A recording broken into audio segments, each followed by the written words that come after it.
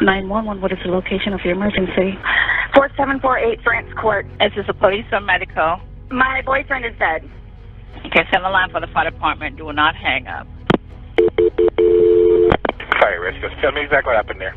My boyfriend and I were playing last night, and I put him in a suitcase and we were playing, like kind of hide and seek kind of thing. So I fell asleep, and I woke up and he was dead in the suitcase. Deputies in the Orlando area say a woman murdered her boyfriend by zipping him inside a suitcase. She told police she put him in the suitcase during a game of hide and seek. Deputy made a disturbing discovery in her Winter Park home. Investigators say she zipped her boyfriend in a suitcase and then left him to die. Jorge Torres was zipped into a suitcase by his girlfriend. Why Sarah Boone did that?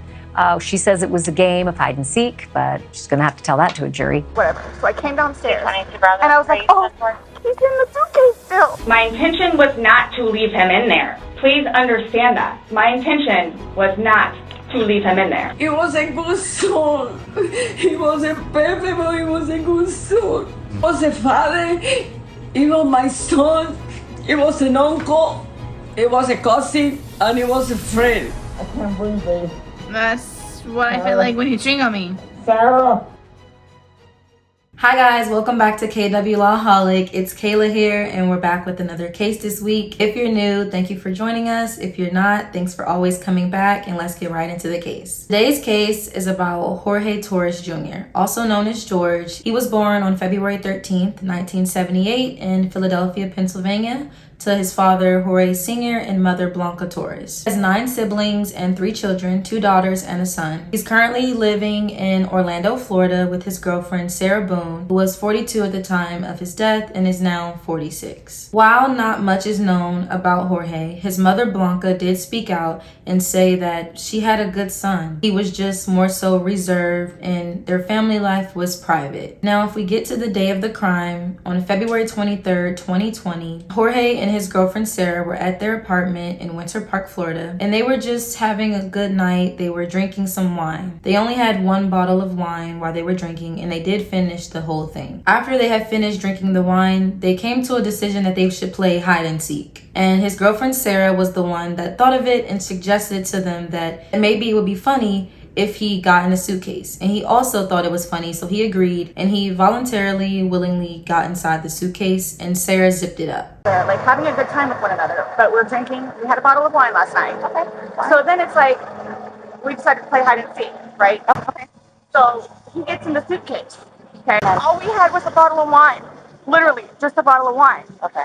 Doing puzzle artwork, then we decided to play hide and seek. That's all that happened. The suitcase was about medium size, not too big at all, but Jorge was able to still fit in the suitcase completely. And during that time, they were both very playful and laughing about it. A good time still happening. Eventually, Sarah decided she wanted to record the moment, and she pulled out her phone.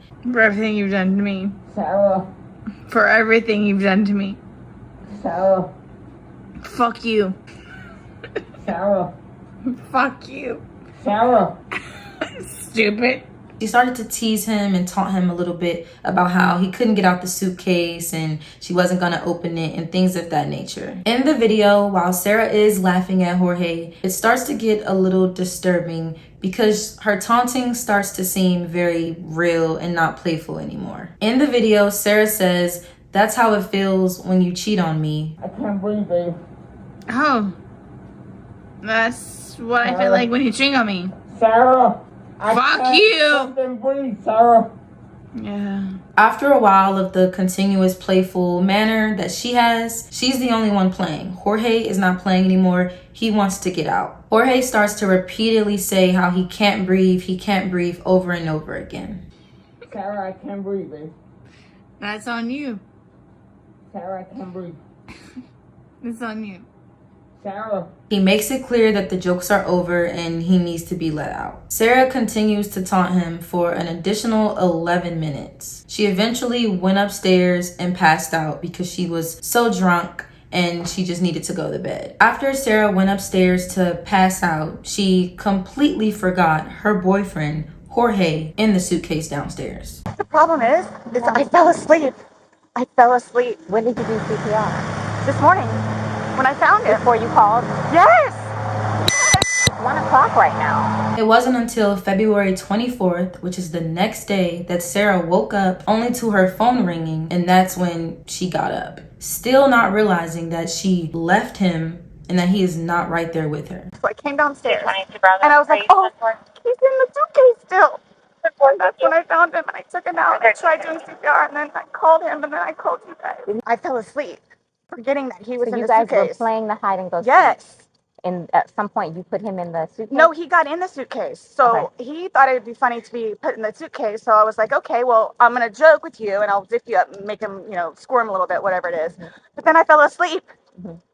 I fell asleep. Where was So she goes downstairs, she goes to the suitcase and opens it up to find a horrific scene. Jorge is in the suitcase, not breathing and unresponsive. That means he was found dead by her in the suitcase because he suffocated for hours. This is when Sarah decided to call the police and report that he had died at 1:01 p.m. that day. And after that, that's when the investigation period starts. Really love him like I do, and I feel like I can help him. He came a really long way, and he was trying.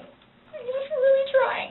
When Sarah was brought in that day for questioning through the investigation, detectives did find those 2 videos on her phone that basically showed the whole ordeal that happened with them that night. In the video, Jorge is seen doing slight pushes against the suitcase, and he's practically begging her to let him out. He even went as far as saying, "Sarah, I can't breathe, babe." And her response to him was, "That's on you." That just seems like a super cold-hearted response to someone that is your love, who you're in a relationship with, and you're the same person that zipped them up in the suitcase to begin with. The behavior that she showed continued throughout the entire video. Then we get to the second video. And at that video, the suitcase is now on its side and it's across the living room. So it's in a completely different position. So let's take a recap of what we know. Jorge and Sarah have been in a relationship.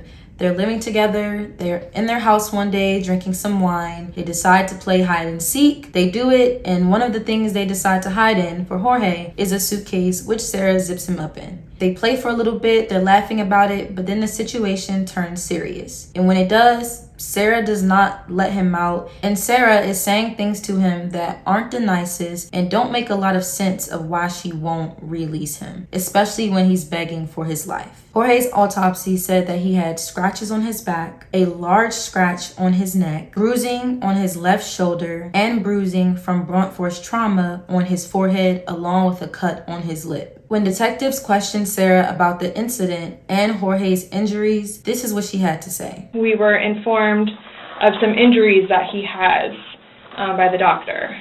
So he had some injuries to his left shoulder. He had a cut near his lip. We could see his mouth was a little. I haven't laid a hand on him. I fell off my son's bike. Okay. So I don't know. And he's notorious for running into the wall or the hall tree. So I have no idea. As if something hit him. I consider have not force touched him. trauma. I have not touched him. I have not touched him. I have no idea. We had a good day. Mm-hmm. It was a good day. We've had good days lately. It's been good. I don't even know where this is coming from. She said that he got those injuries from riding on her son's bike and falling off, or from falling and running into walls. How a person can fall off a wall or just repeatedly run into a wall and sustain those injuries makes no sense. The coroner reported that the blunt force trauma towards Jorge's forehead had to come from some type of forceful impact, not a bike. When the detectives tried to show Sarah the footage she recorded on her own phone, she only watched for a couple of seconds before stopping and looking away. She had told the detectives that she believed he could get out himself because there was a way to get out and unzip it from the inside. Show me where you can see any fingers coming out. And his head's right here. Mm-hmm. So going like this, it's like this. But why is he saying I can't breathe, and why is he pushing on it as if he can't get out? And it doesn't show a hole. There's no hole. There's no fingers. I don't see his fingers. There's no hole. My intention was not to leave him in there. Please understand that. My intention was not to leave him in there. That wasn't believed at all because the detective said in the video, you can't see his fingers poking out at any direction from any opening in the suitcase. They told her that there were no open holes, no zipper separation, nothing for him to be able to reach out and free himself. During her questioning, one of the detectives told her this: if there's a hole and he's pushing on it, begging you to get out, then we would see it. And that makes a lot of sense because you would see it. And another question raises, and why didn't you open it?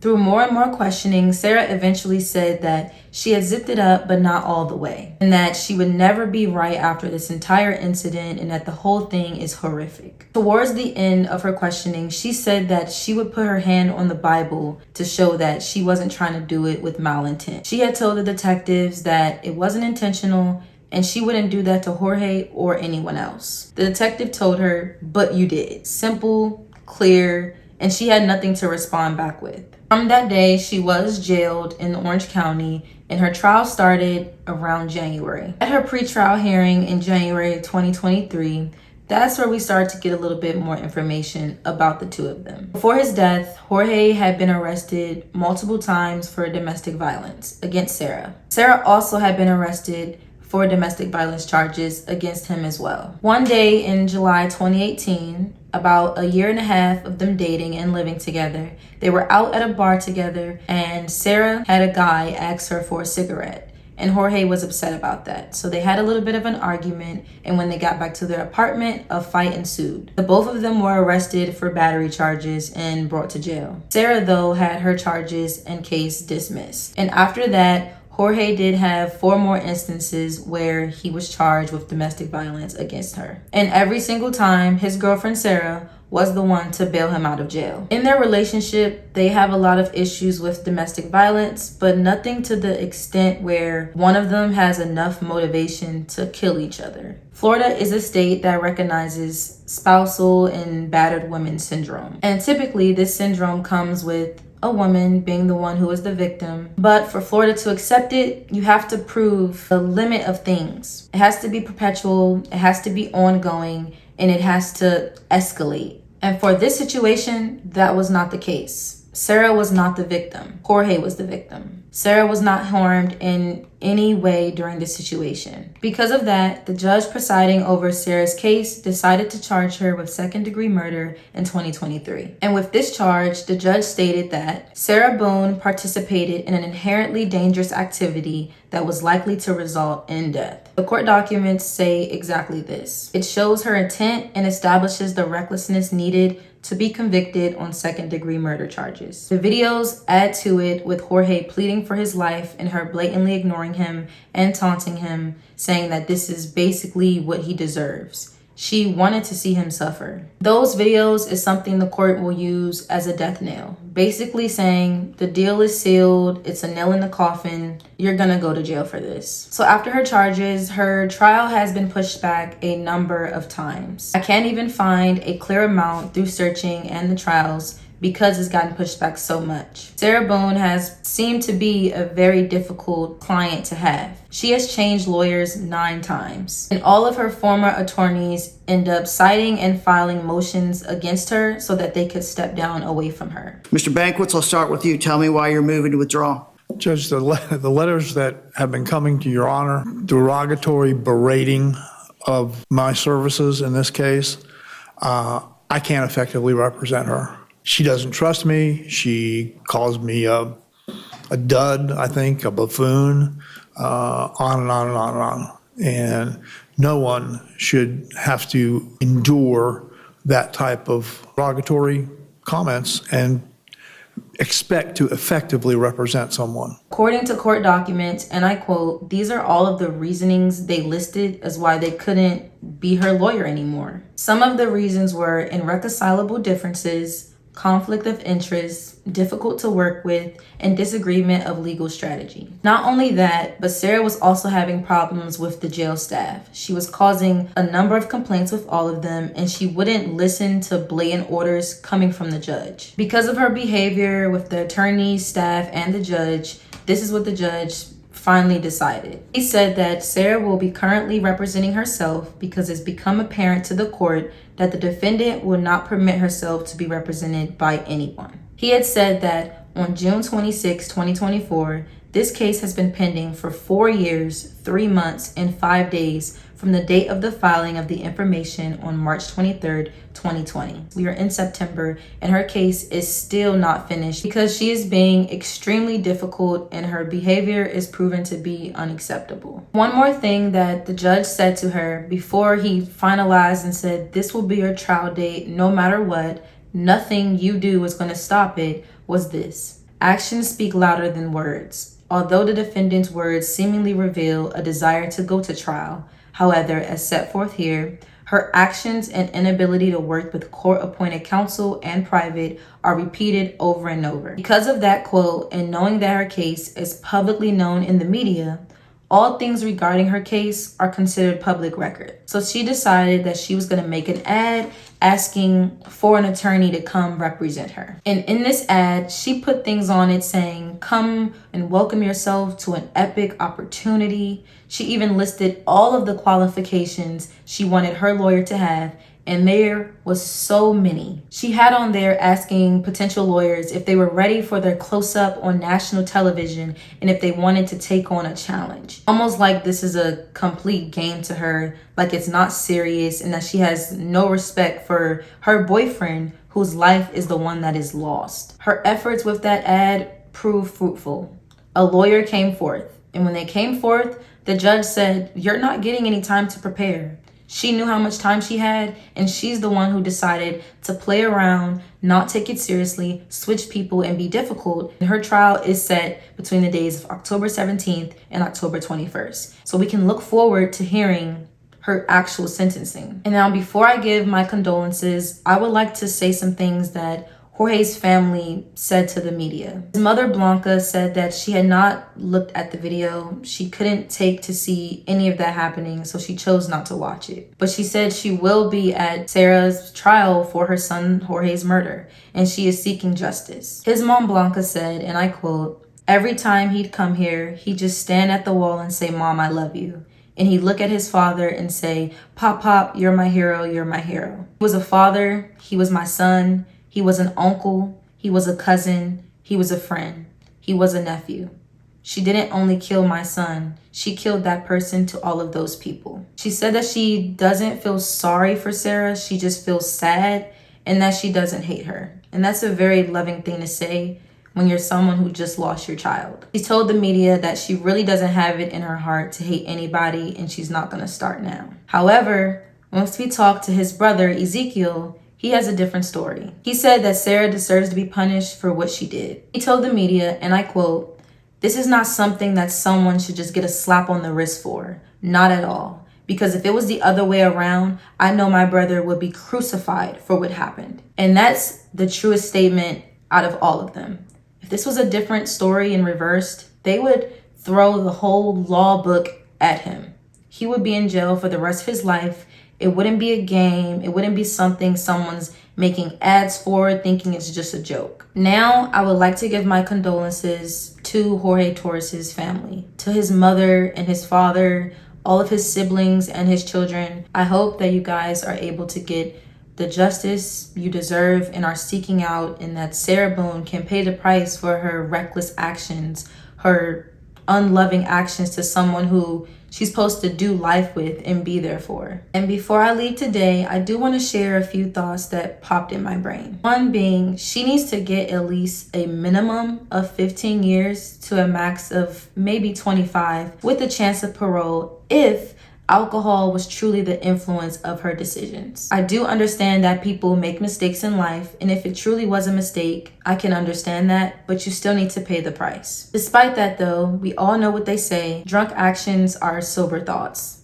So she could have been wanting to do that for a very long time, which we'll never know. Another thing I have to say is, I hope this case is not presented as a manslaughter case. This is not manslaughter. This is not an accident that went bad. She said things out of her mouth in those videos that showed you could have had full control of the situation and you took it. So thank you guys for tuning in to this case at KW Lawholic. I want to hear you guys' thoughts and opinions, so feel free to comment in this section. Don't forget to like, comment, and subscribe, and share. And thank you, and I'll see you next time on KW Lawholic.